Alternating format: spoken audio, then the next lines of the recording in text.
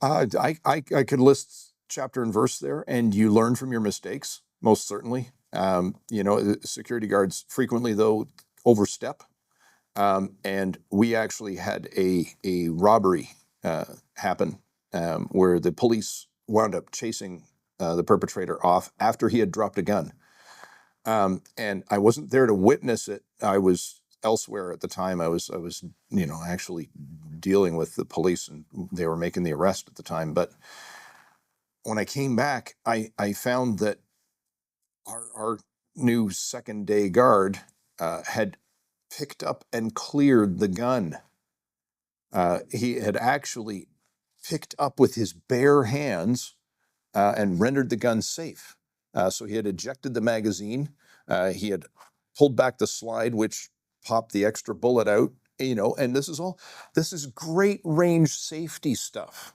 This is absolutely fantastic. You always assume any gun that you're handling or even looking at is loaded. The best thing you can do with a firearm is leave it in place.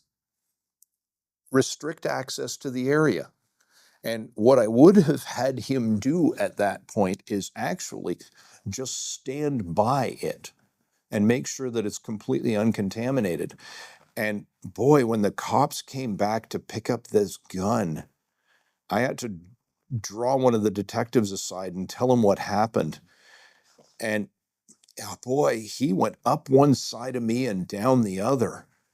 It wasn't my fault per se, but I'm the supervisor. And, he was, what kind of guards do you have? Are they completely untrained idiots? And he was right. And, he was mad because we just killed his court case. You have to have, when it comes to evidence, the best evidence rule demands that you actually take that gun in its present condition for scientific evaluation. Once photos have been taken of the gun in situ so that you can verify exactly where it landed when it got thrown or dropped by the subject. And then the detective themselves has to be the one to eject and count the rounds because how do they know at that point that the security guard didn't mistakenly eject a round and had it roll someplace away from the scene undetected? And now you have a gun, that has a missing round. If you were on a jury, would you believe any testimony about that gun? And it only takes one person on a jury to decide, nope. And then you wind up losing your conviction. So that was an absolutely momentous, colossal mistake. And I want to give that detective a lot of credit because he vented on me, got it all out, and he came back to me after and said, look, I knew you could take it, and I didn't want to go scream at him because if I'd unloaded on him, I'd still be yelling. But I decided that you could take it, so I was really going to keep it off of him, but he was in earshot. He heard every inch of that undressing that I got. And yeah, I was frustrated, of course, and I'm sure I went red, and I'm sure I gave the detective a couple of pretty haughty looks saying, this wasn't me, right?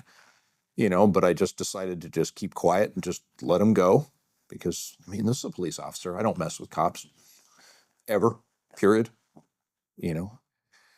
The second biggest mistake I have ever seen a new security guard make. We were working for a major urban Canadian center's housing security, and we got reports pretty close to our initial pause that there had been a stabbing.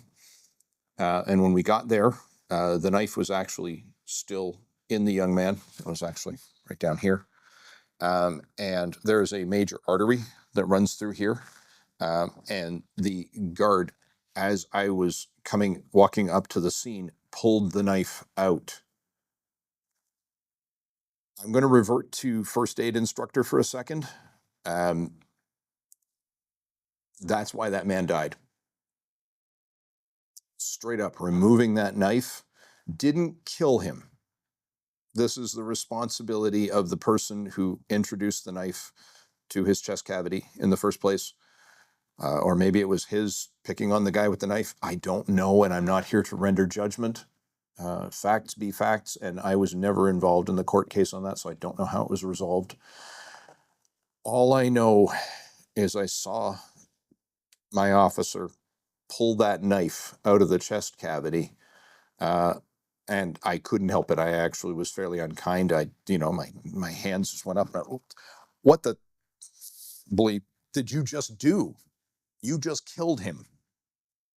And I wish, going back, that I'd used different words, because I don't think he ever got over that.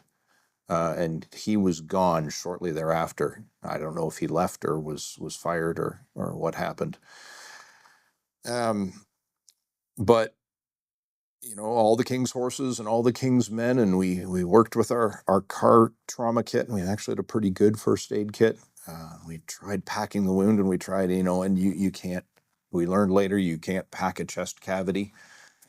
So I went through and got my first responders training as a result of that, and several others.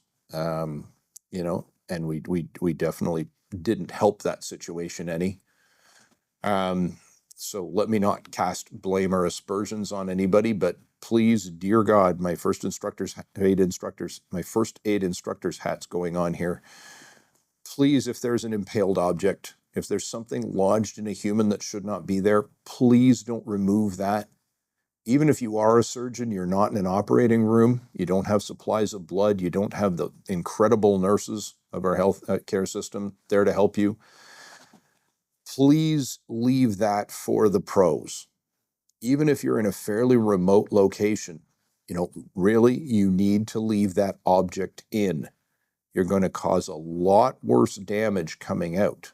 It's not that the object necessarily is plugging the hole, but if that's where your mind goes, use that and say, whoa, this thing's already plugging the hole.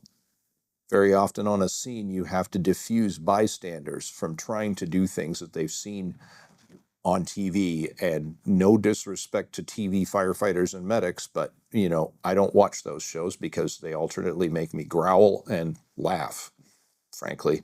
Do not get your advice from, fictional TV shows, please. And don't remove impaled objects.